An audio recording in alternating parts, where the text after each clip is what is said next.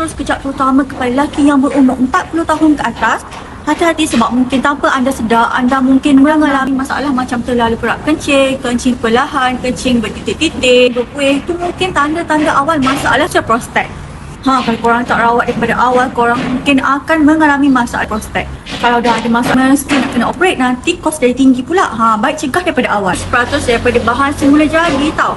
Dalam ni ada akar lalang, ubi jaga, tongkat ali, lada hitam, lada Jawa yang terbukti sangat berkesan untuk mengecutkan masalah prostat. Yang paling penting sekali, produk ni ada kelulusan KKM tau.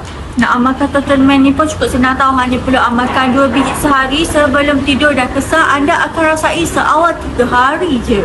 Kami dah terima, dah bantu ramai sangat lelaki kat luar sana yang ada masalah kanser prostat. Jadi kalau anda semua nak kami bantu anda juga, boleh tekan pada link kat bawah.